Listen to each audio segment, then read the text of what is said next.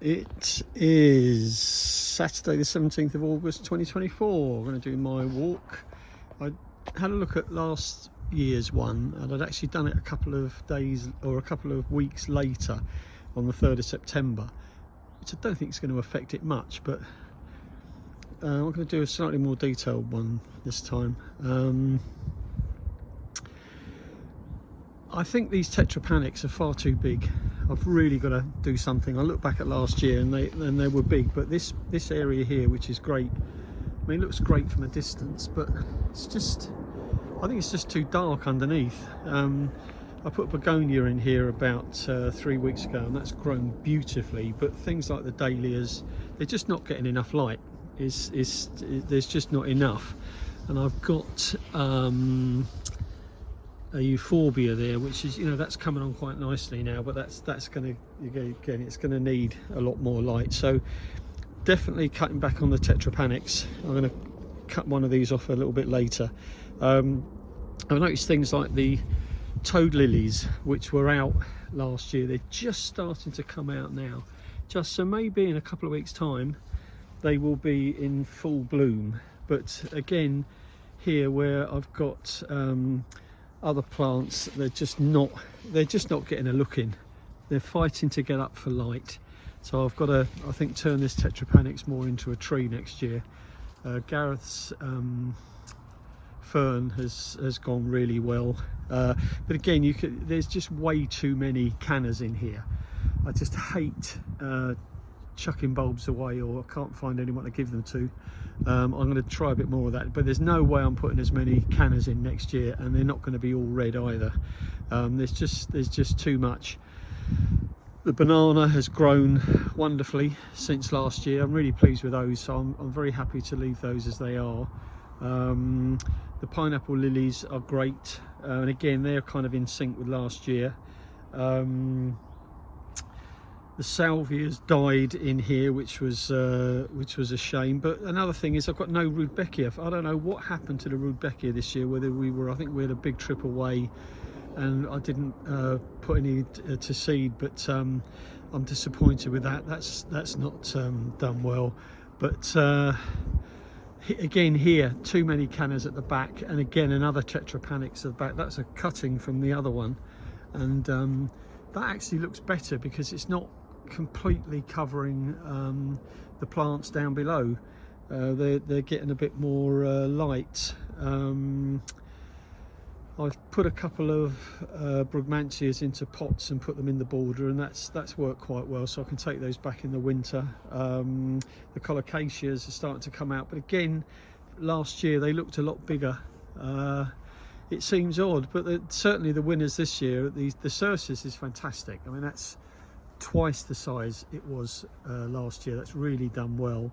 And I love the zinnias. I'd never grown zinnias before, didn't really know much about them, but grew them from seed, and the bees absolutely love them, and they've given that real bit of colour, which I'm really pleased with. So the Licinius is just about finished now. I've tried to deadhead that as much as possible. The sunflowers are done and gone, which is odd because we've had such a lousy season with rain and everything else. I'm going to have to take those out now. They're just about finished. Down here towards the greenhouse, I'm so sick to death of all the slugs and the snails that have ruined the garden this year in terms of vegetables and so on. So I had last month there was beans growing here, and I got lots of beans, runner beans, broad beans out of here, and that was great. But I've dug those up now. I'm not going to do them next year. Got some sweet corn growing at the back. That's going really well, and got some cucumbers in there as well. Actually, good sized cucumber there. And this back bed's been great.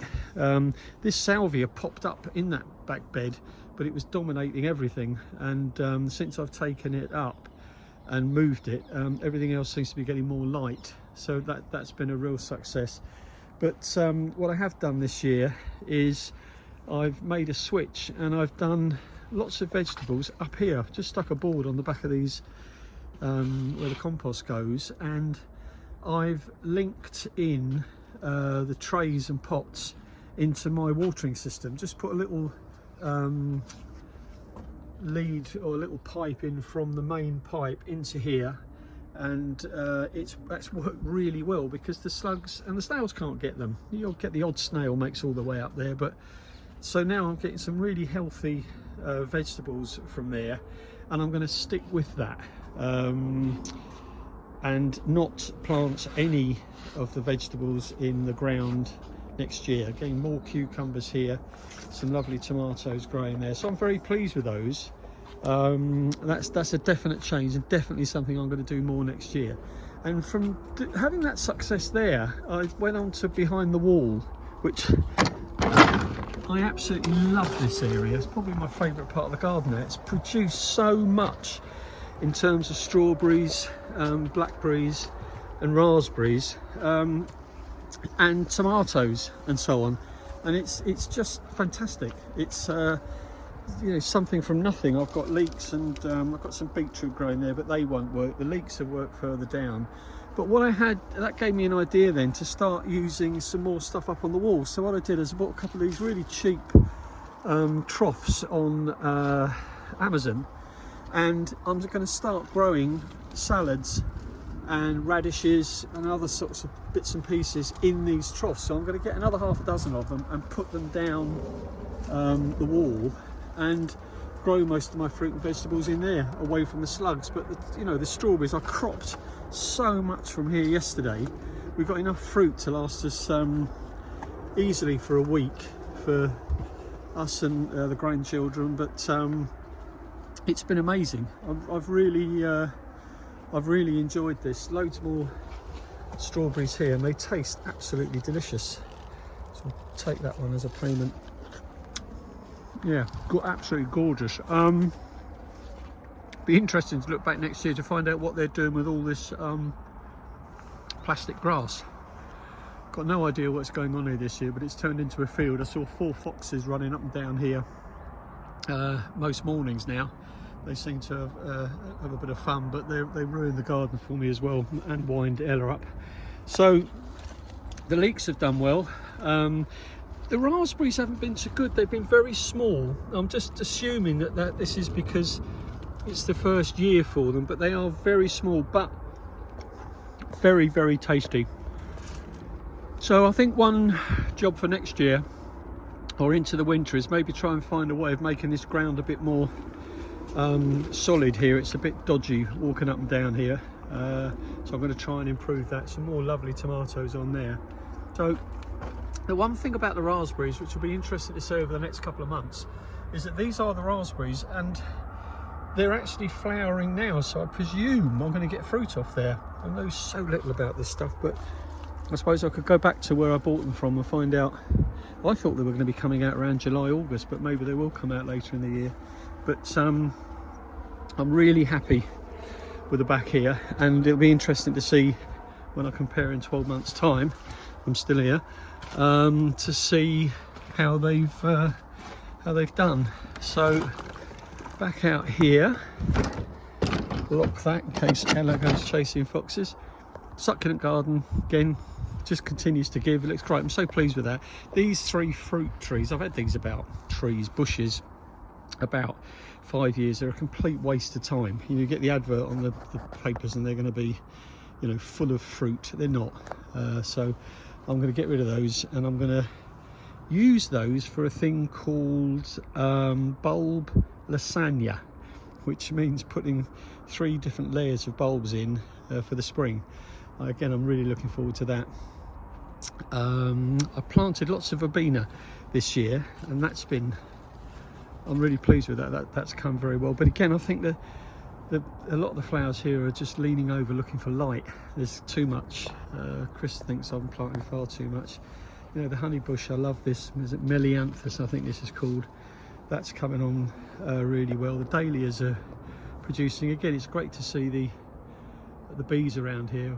There's about 4 or 5 people now who've got bees in hives within probably a few hundred yards of the garden, so it's great. And look at those zinnias.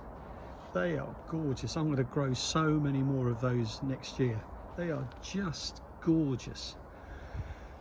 The echinacea is great. They've come out at last. So again, comparing to last month, this garden looks much more colourful, this part of the garden. But again, look, all the blooming cannas are red. There's so many different colours of canna that I'm going to definitely do something about that next year. Give away a lot of the red ones and perhaps do some swaps with someone. All this side's looking great. The fruit trees, complete and utter waste of time. I've really tried. I'll try once more again next year. I've got so much green and growth but no fruit, so I'll go back to the RHS and ask them what I should be doing. But once again, so pleased with the sago palms. They've absolutely come back to life now. So they've been completely taken out, took a third off the roots, reset them in fresh compost, and they've literally come back to life. I could not be more happy with those. Some of the ferns aren't doing well. I've got a fern down the bottom like this one, and I feed them all the time, and yet they're not really producing much. I've got a horrible feeling the one down the other end is dead. The Aeonium is crazy. This continues to grow. I need to take some cuttings off that and move some of that around. And I'm pleased with these cannas, the ones that I replanted from another part of the border, but again too red. The acanthus is fantastic. That always gives good value. And the Campsis up there, the beautiful red flowers, but again red, way too much red. That's done really well as a climber, so I'm happy with that. I've cut back all that rubbish in the trees that were there last month. And again, the Agapanthus here, this again has just been so successful. I love these borders around the hot tub. They really are gorgeous. So my plan for the winter is to do an awful lot with these pots. I want to have a great show of flowers coming out, bulbs coming out from sort of late January onwards on the patio. I love having that. Another one of these things we bought from Hampton Court Flower Show. Just brings a bit of movement. It's lovely. I like it. Borders here are pretty good. Lovely yellow somethings or other. I can't. There's some sort of lily, I think. The Gunnera is great. That's really come out well again this year. One of the cannas, I thought I dug all the cannas up from there, but that popped up. I've tried to do a little bit more with the ones at the back here, but they're still a bit boring. More to do with that, but all in all, I'm really happy with it. But I have got to remember